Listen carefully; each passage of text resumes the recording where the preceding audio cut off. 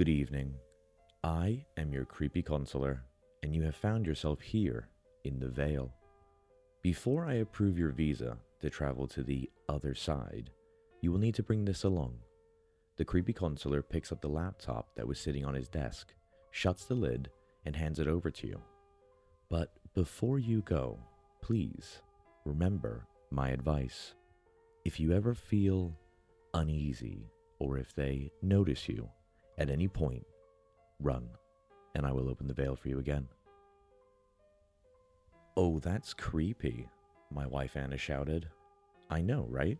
One of my coworkers sent it to me, Lori said, her attention stuck to the screen. They locked eyes, malicious smirks inching across their faces. Want to try it? Definitely, Lori replied as the sisters shifted their focus to me. I'm kind of scared to ask, but what are you trying exactly? Whenever those two got together, they were capable of some real mischief, and oftentimes it came at my expense. You'll see, Anna said, handing me her phone. I furrowed my brow as I sank into the couch. I hesitantly glanced down at the screen, unsure if this was part of the ruse. A TikTok video was playing on repeat. A woman was on screen, her long brown hair partially obscuring her features from view. A wide smile was plastered across her face. That alone was creepy, but the way she was standing, it was off-putting. The video cut on several occasions, and each time it did, the woman was in a different spot in the house. Hiding behind curtains, crouching under the table, standing on the stairs. All the while, the same manic grin never left her lips, not even once. The man filming was getting audibly more freaked out with every encounter. I kept waiting for some sort of punchline. I thought that eventually the woman would break the facade and return to her normal self. But she never did. The video ended with a close-up of the woman's bulging eyes as she lunged at the camera, and a guttural shriek from the man filming. Once it was over, I hurriedly swiped off the video and breathed a sigh of relief. Whew. Okay, I see what you're... I froze. It was only then that I noticed it. Anna and Lori were gone. They must have walked away at some point during the video. My heart dropped into my stomach. I really didn't like this trend, but I had a feeling that I was about to witness it firsthand. Anna, Lori, come on, you know I hate this kind of stuff, I shouted, tentatively entering the kitchen. My eyes immediately fell to a pair of feet sticking out from beneath the curtains. I pursed my lips, marching up to the window. I ripped the drapes aside to find Lori standing there, smiling up at me. Oh, I'm shaking, so scary, I huffed, crossing my arms. Lori held her pose for about 5 more seconds before she couldn't contain her giggles any longer. Haha, okay, you got me. I admit, that wasn't as funny as I thought it'd be. She grinned, covering her mouth. Believe me, I know. Let's go find your sister. Lori nodded, following behind me. Anna, I found Lori. Time to come out now. I received no response. Lori and I continued to scour my home, searching up and down for my wife. Once I reached the top step, I saw it. The door to our room was slightly ajar, leaving a thin, inviting sliver of darkness. I can't explain why, but something about it sent a shiver down my spine. It was as if Anna had wanted me to find her. The whole thing felt wrong. I took a deep breath, mustering all of my courage, and pushed open the door. I nearly screamed once I laid eyes on the scene that awaited me. Anna was standing in the middle of the room. The only light illuminating her features was that seeping in from behind me and the muffled rays trickling in through the curtains. The middle of the room, where my wife was lurking, was drenched in darkness. Anna stood there, still as a statue, her jet-black hair partially obscuring her eyes. Even through the shadows, I could see a nauseatingly wide smile stuck to her lips. My heart jackhammered against my chest and beads of sweat began to form atop my brow. For the first time in our 12 years of marriage, I was terrified of my wife. I flipped on the light switch, careful not to take my eyes off her. "Anna, I found you. You can stop now." She completely ignored me. I only knew that she was still breathing by the slight rise and fall of her chest. The silence was deafening. "Any luck finding her yet?" Lori asked, snatching me from my stupor as she reached the top step. Yeah, I did," I replied, weakly pointing to Anna's motionless form. Lori marched right up to her as if it was nothing. "Okay, Anna, fun's over. You're about to give your hubby a heart attack." My wife didn't respond. Lori tried waving her hand in front of Anna's face to no avail. She didn't so much as blink. "All right, Anna, time to give it up. You're starting to freak everyone out," Lori said, clasping her sister by the shoulders and lightly shaking her. Anna slowly turned toward Lori, and their eyes locked. Lori gulped before taking a step back. Blood pounded in my ears. There was nothing behind those hazel irises. I didn't even recognize them anymore. Lori backed away, never breaking eye contact until she was standing directly beside me. "Tim, let's go downstairs and regroup, okay?" she murmured. The panic in her voice made my blood run cold. "That works for me," I mumbled back. It felt as if we had to speak at a lower volume, like talking above a whisper would cause Anna to break. We crept out of the room, closing the door as we went. "We'll be downstairs, Anna. It would be nice of you to join us whenever you're ready to give up on this dumb trend." Anna didn't acknowledge her. Once we made it downstairs, I took a deep breath. Lori sat on the couch, leaning forward and clutching her phone with a vice grip. "What should we do, Tim? This was just supposed to be some stupid gag. Anna's always taking these things too seriously, but this, I've never seen anything like it. She's really scaring me. I don't know. I've never seen her like this before. Do you think we might be overreacting? I mean, maybe she is just really taking this a bit too far."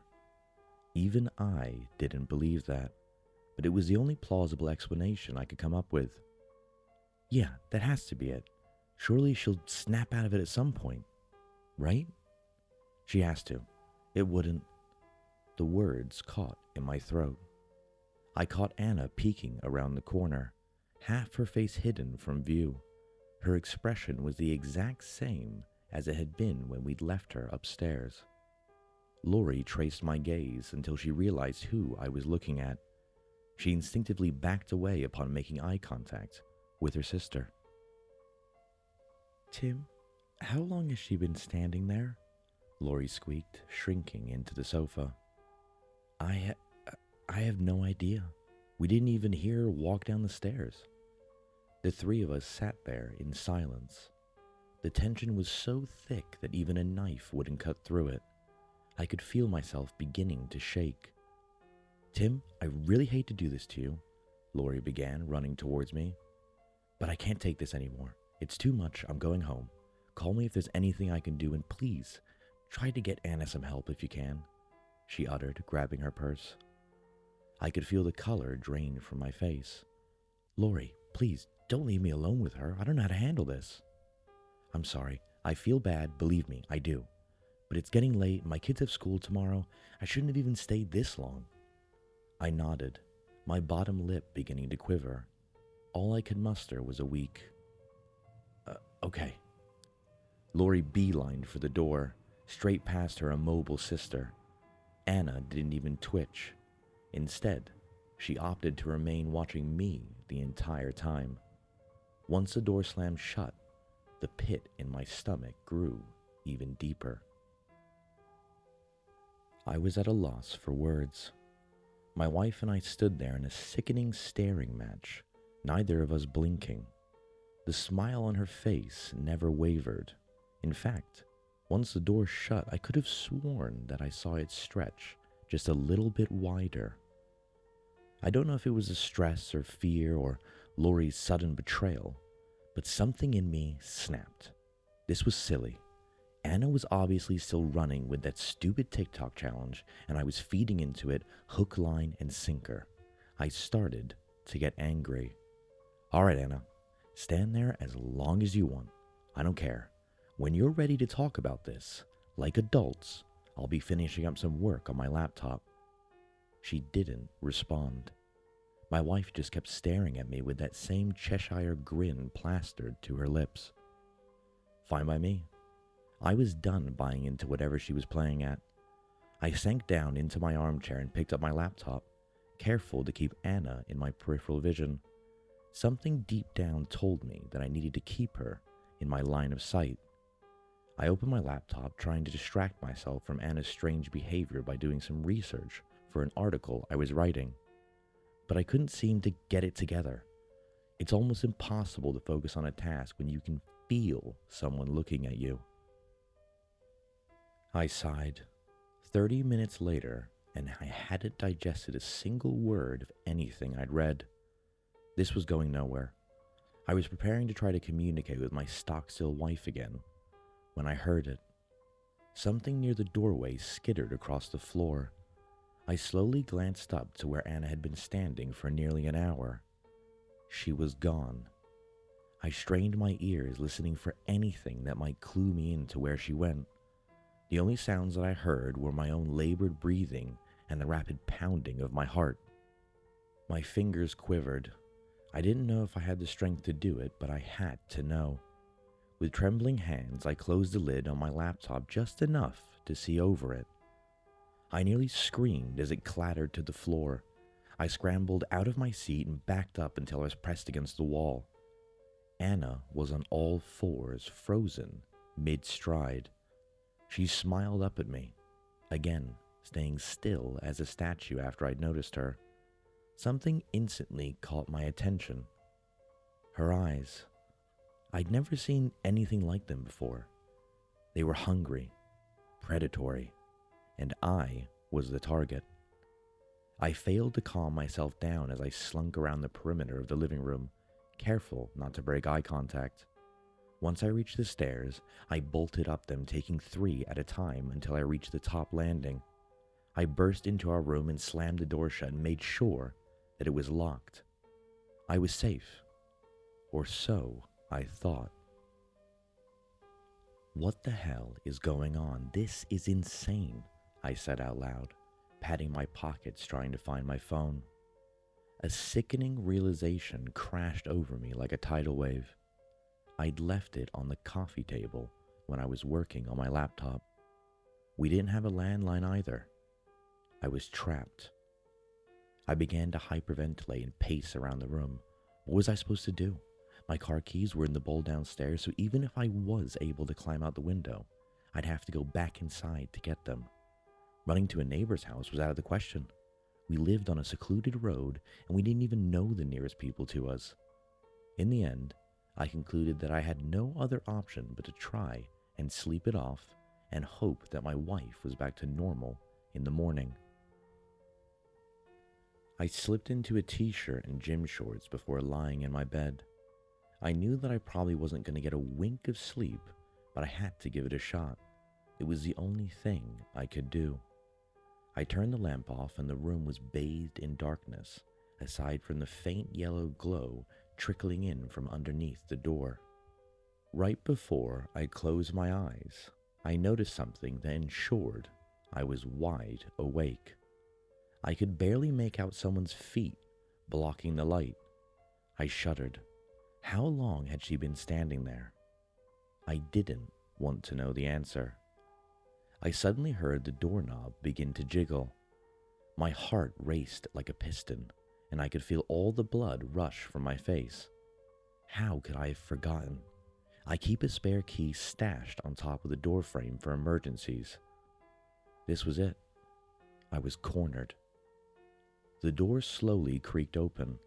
I could see the glimmer of Anna's stark white teeth through the opening. Her eyes were bloodshot, and rightfully so. I hadn't seen her blink once. I couldn't move a muscle. I was paralyzed with fear, waiting for my wife to scamper across the floor and do God knows what to me. But she never did. I don't know how long we spent staring at each other. It must have been hours. In that entire time, her mouth didn't so much as twitch.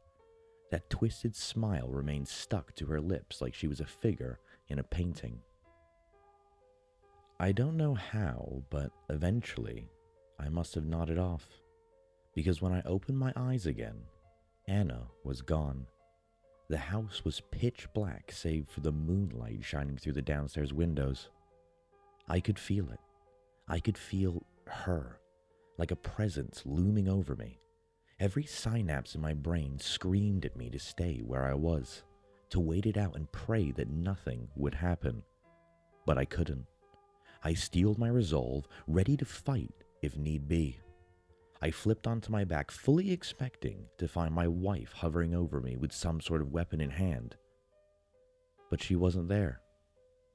My eyes grew wide. I hurriedly scanned the room. I didn't find her. This was my chance. I crept to the door, stifling my breath as much as possible. The house was eerily silent.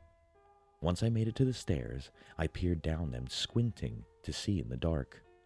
The coast was clear. I tiptoed down each step, avoiding the creaky ones to the best of my ability. I felt nauseous. I could feel eyes on the back of my neck wherever I went, like I was a lamb being led to the slaughter in the supposed safety of my own home. Once I reached the bottom, I peeked around the corner into the living room. I immediately noticed something strange. The back door was hanging wide open, and the porch light was on. I drifted over to it like a moth to a flame, picking up my phone along the way. Nothing could have prepared me for what I saw when I looked outside. Anna was sitting on her haunches, crouched over something in the yard. Her long hair prevented me from seeing what she was doing. All of a sudden, as if on instinct, she snapped her head towards me with sickening speed. When our eyes locked, I felt like I was going to pass out. My wife was holding the carcass of a dead rat. She had devoured a large chunk of it, entrails, bones, and blood oozing from the rear end. But that wasn't the worst part. Somehow, even while ravaging a dead animal, Anna was still smiling. My fight or flight response kicked itself into overdrive. I slammed the back door shut and raced through the kitchen as fast as my legs would carry me, snatching my keys on the way. I shot out the door at lightning speed, not bothering to close it behind me. I leapt into the driver's seat of my Chevy and stepped on the gas. As my truck kicked up dust, I happened to glance in the rearview mirror. I released a horrified shriek at what I saw. Anna was standing under the garage light. She watched me leave, that wide, bloody smile still plastered across her face. I don't know where I'm going. I doubt the cops will be of any help. I don't think Anna has technically done anything illegal, so their hands would probably be tied. I just had to get out of that house. I've parked at a truck stop for now until I can get my thoughts together. Even though I've made my escape, I'm still downright horrified, but not for the reasons you might think. I can't explain it, but ever since I left, I haven't been able to stop smiling.